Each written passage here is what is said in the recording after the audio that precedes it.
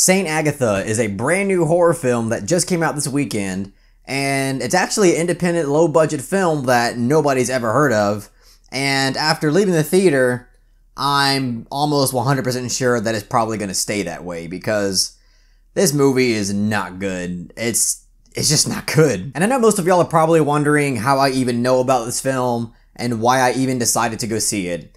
It's honestly pretty simple. I just really felt like going to the movies because I haven't been to the movies since I saw Glass.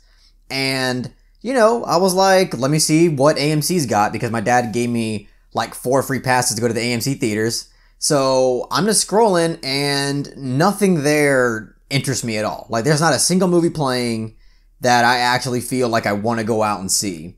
And then as I'm scrolling down, I see a movie called Saint Agatha, and I'm like, what the hell is this? So I decided to read the synopsis of it, and it says it's basically about this one chick who goes to this really strict convent filled with nuns, and they just do a whole bunch of weird, torturous, strict shit to her. And I was just like, okay, I'm gonna go see it, because no one's talking about it, it's not been marketed at all, and I just want to take a chance on something that seems like it could be fun, and something that isn't all the bland shit that's already out. But before I start getting relentless towards this film, people that follow my channel know that I am not the one to really trash and harshly criticize low-budget independent films. Because, you know, usually there's some sort of creative ambition behind it that I really appreciate. And also, I just understand that making a low-budget film comes with mountains of constraints. And for those reasons, you know, I tend to give it a little bit more leeway than your average big budget film. But there's just so much, there's only so much that I can excuse and forgive before coming to the conclusion that Saint Agatha is really just a cringy, pointless, and very poorly written mess. Honestly, there's only a few redeeming things about this film that I can think of. The first one being the camera work, because there are some pretty decent shots in this film, and I can tell that throughout this film that the cinematographer was really trying. There's some moments where the framing of a shot was pretty impressive, and I was like, oh, they definitely had a vision for how they wanted to film that. And, you know, that was at least something that was redeeming about the film. And there's also, you know, a decent bit of moments that do kind of give you that gross out reactionary part of the film. Because this film did seem like it was going to be that kind of movie where you would have these really kind of, you know, reactionary moments because of just really gross out behavior. And this film does deliver on those things. So it did make the experience a little funner when I was watching it. And, you know, there are a few jump scares in this film too that are actually executed better than what you would see in just your normal Hollywood movie. Because at least in this movie, whenever the big moment happened, it wasn't accompanied by, you know, a really artificial, obnoxious, loud noise that's there for no reason. And it was actually trying to use more natural audio for it. So that's something that was, at least all of the things that I just said, are redeeming about this film. And also, all in all, it's not the most boring movie ever. I have seen films that are much more boring than this. Not saying that this film doesn't have boring moments, because there are periods of this movie where you're just like, oh my god, what's the point? Why am I watching this? This is not very engaging. But it did manage to entertain me somewhat throughout the film, even though maybe more than half of the moments that I was entertained by, it just wasn't for the right reason. But nevertheless, I was entertained. But other than that, this movie is pretty horrible for a lot of different reasons. But I guess the first one I'll start with was the one that I think was probably the worst aspect of the film and the most cringy aspect of the film, and that's the score. Because the score uses human vocals to serve as the melody within its composition, and it just doesn't work in the slightest. It tries to utilize lullaby vocals, tribal vocals, and some type of ancient nun vocals, and it quite literally ruined every single scene it was used in. Because there's honestly a nice handful of moments where I thought an event was captured decently, but once that annoying ass score kicks in, it just completely took me out of any suspense that I thought I was feeling. And the worst part about it is that the film apparently thought that the score was just amazing, because it's so repetitive and it's just used throughout the entire film, just like non-stop. And on top of that, there's this really like cheesy demonic whispering that's again used throughout the entire film. And God, it just didn't work. It was just so cringe. Just imagine that you're watching this movie and every 5 minutes you hear Agatha is so good. Now that would get on anybody's nerves and take anybody out of the film. The score is just corny, it's cringy, it's unnecessary, it doesn't work, and I don't like it. Another thing about this film that I found to be quite horrible, honestly, was basically every phase of the writing.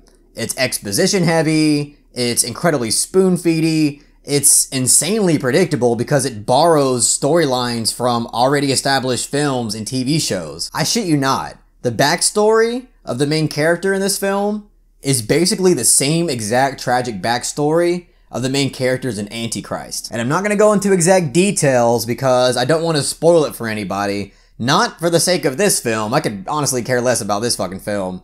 But for the sake of Antichrist. And it also borrows a plot line from The Handmaid's Tale that's on Hulu.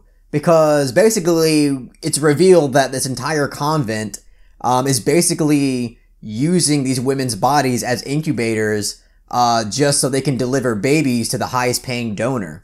And for this film to basically take two famous storylines that have already been established in film and TV and have them serve as revelational moments in the film was just extremely underwhelming and just flat out lazy to me. And the way that this film tries to unravel the past of its main character just doesn't seem very creative, because the film basically just cuts back and forth whenever it decides to at random to the past of the main character with her boyfriend, and it shows you what led to this moment and all that.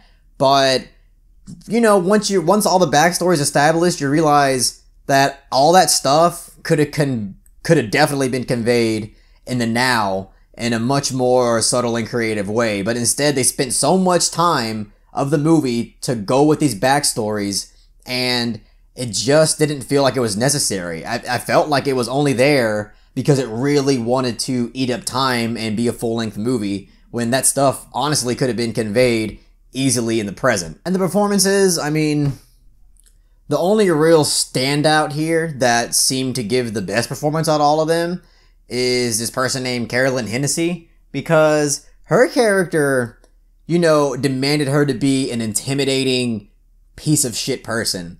And if she didn't deliver on that, this entire film would have fell apart. And I mean, the film already kind of falls apart on its own, but this film would have definitely not have worked at all if her performance didn't really deliver on that front.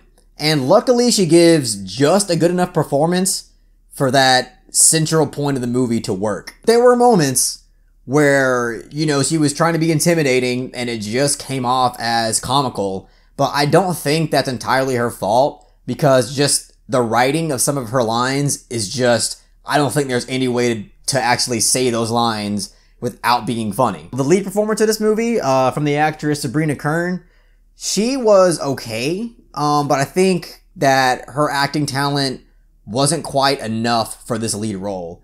But that being said, I think that that's just because the lead role actually doesn't demand as much acting talent as some of the side roles do. Because some of the side roles are definitely much more demanding than the lead role, which is kind of weird to me. But I guess what I'm getting at, to me, the only real impressive performance was from Carolyn Hennessy. And without her, this movie would have been just complete dog shit. There's also quite a bit of squandered opportunities in this film as well, because there's a lot of nun side characters in this movie that honestly have pretty creepy faces. And I thought like, oh, there's, you know, they're going to shine with their own scene, or they're going to come into play at some point. But they really don't. They don't really have any kind of scene where they can really showcase the kind of creepiness that they've put on them. And that sucks because, like I said, this film is basically all about the main bitch nun lady, played by Carolyn Hennessy.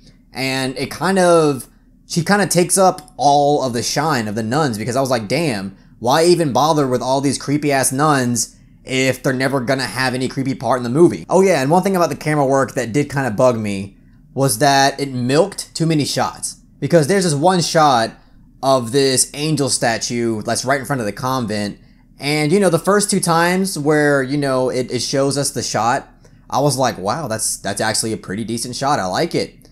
But I swear to you, the film probably showed that same shot probably like 12 to 15 times. And there's actually like a period of 5 minutes where I probably saw it 3 times. And I'm just like, why? You had a good shot.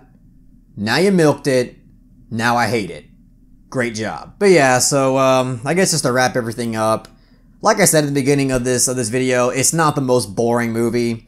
It is kind of entertaining throughout its runtime, for better or worse. It does have some like kind of so bad it's good moments. It does have some gross out moments that will definitely provoke a reaction out of you.